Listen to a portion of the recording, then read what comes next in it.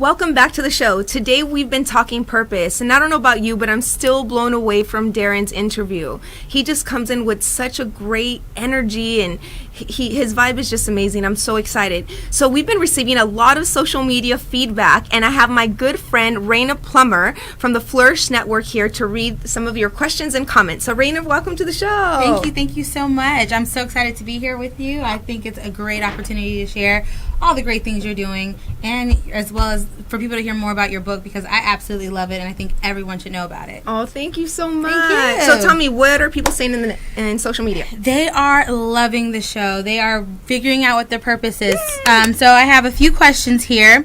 One is, if you have no idea what your purpose is, what is a good way to start figuring it out?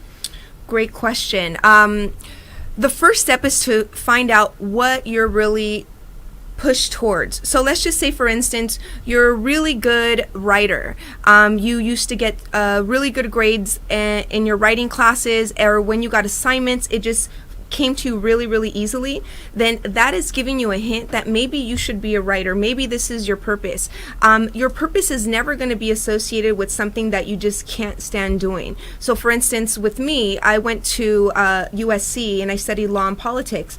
However, I didn't get an internship until later in a law office, and I was like, there's no way I can't do this. Like, I don't like it. People are mean. They're in a bad mood. So I knew that that wasn't for me. And so that's how you know. So if you're starting to have these inklings of, oh, I'm a really good writer, or, oh, I'm really good with the camera, then you should pursue that and see if that's your purpose. Great. That's such great advice. And then at Maya CC says, I really enjoy the show. I'm definitely much clearer on my purpose, and I'm going to buy your book, and it's so hard for me to figure out my purpose. What can I do to actively figure that out? Well, I would say, first of all, if you think that you know, let's just say, for instance, you kind of have a feeling that you're supposed to spread a message on radio. I would say get an internship with someone who has a radio show, so that way you could get the feel for it and you could start to get the training. And once you feel like you're fully prepared, then you could start to do your radio show. So it's really about finding a mentor that's already doing what you think is your purpose, learning from them, and then it's once you feel that you're ready, then launching into that. That's such great advice. And I think finding a mentor is one of the key things. I know with the Flourish Network we love to do is just help connect people with the people who they really need to meet and really learn what it is they want to do and grow in their craft. So I really appreciate that advice. I know you're a mentor to some great females and some great girls around the city, so I know everything you're doing is very positive. Do we have time for one last question? Yes, one last question. Okay, great. So this one says, is it too late to find your purpose? It is never too late.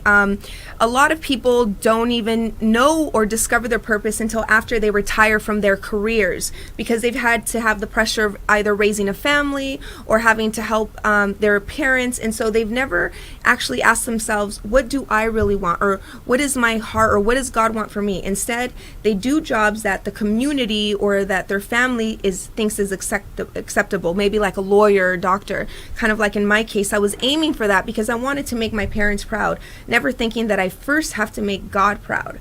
And so I would just say to really, really focus on what you feel inside, just like what Darren was saying. Listen to that inner voice. It will never lead you wrong. So that leads me to my next point. How do you tap into your inner voice? Because for me, it's so hard. I have work and I'm going back to school and family and friends, but how do you really focus and really tune into what God is trying to say? I am the same way, Rayna, and I think 100% of us deal with that, where we have a lot of things to do, and then we have a lot of internal voices that are trying to tell us what to do, that we're not good enough. What I particularly do is I go to the mountains every morning, I leave my phone in the car, and I just take my key, and I start praying. And then after I'm done praying and I get in that energy level, I ask God to speak to me. I say, God, is there anything that you want to tell me that you could communicate to me now? And before I know it, I could hear that internal voice. Now, it doesn't just happen like that. You have to work at it. In the beginning, when I used to go to spas or anywhere where you have to be quiet, it would be really bad for me, because I'm like, voices, shut up. Like, I don't have to do this work right now, or this client that. Like, it was really hard for me to still the mind. So it took practice, but eventually I got there. And now I could be still in the most chaotic room because I know how to get to that place quickly. That's such good advice. I'm working on that every day. I'm like, million voices going, and where do I stop? How do I go? How do I go? So I think we have time for one last question. How do I be great in what I'm trying to do? So right now, for instance, I'm not doing what I feel is my purpose or my passion, but I still want to be great at it while I'm working towards my purpose, because I still have to pay my bills. Yes. But how do I, navigate the two? Like, still having to work, but going towards what I really, really want to do. Fantastic question. I actually addressed that in my book. So what you're going to have to do is work overtime at the beginning. So your purpose is going to be like a second job. So let's just say you have like a 9 to 5 like everyone else. As soon as you get home, you're starting your purpose work. So either, let's just say, for instance, God told you that you need to be a motivational speaker. Okay, you're going to now start watching YouTube videos of people who do it. You're going to start going to different lectures, starting to learn the rhythms, the tempos. You're going to start to network with people who also do speaking engagements, so that way you could start to be in that circle. And like, once again, once you're ready, then you can make that leap. Because what I tell people is, when God tells you your purpose, sometimes you're completely not equipped for what God told you to do. Let's just say, for instance, God told a mechanic that you need to be a preacher, but they've never read the Bible, right? Yeah. And so then I would say, while you have your mechanic job, start reading the Bible, start going to Bible studies, start going to church, see what the format is, see what the business is like, see how you could even succeed at this, and start saving money. So instead of going to happy hours with your friends, or instead of buying the extra pair of shoes, I know, you're going to have to cut some of those out in order for you to save for your purpose.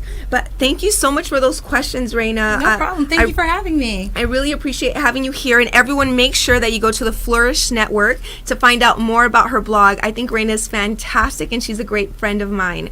And so before we go, I want to thank the sponsors, because this is the last segment in English. So I'd like to thank Minister Deborah Smith-Simpkins. For more information, please go to her website, deborahsimpkins.com. I'd like to thank My Media Mogul. If you guys need websites or flyers, or if you guys want to boost your social media following, make sure to go to his website, mymogulmedia.com. I'd also like to thank Independent Business Magazine. If you're a small business and you need exposure, make sure you contact Ty Davis at independentbusinessmagazine.com. I'd also like to thank Ramon Ward. He's a fantastic photographer in Hollywood. Contact him on his Facebook page. And if you'd like to be a sponsor, make sure you email us at the Elvira Guzman Show at gmail.com. All right, when I come back, the show's going to be in Espanol. So if you speak Spanish, make sure you tune in, because I have a fantastic guest here named Gabe Rowland, and he might be singing a little something live. So don't go anywhere. We'll be right back.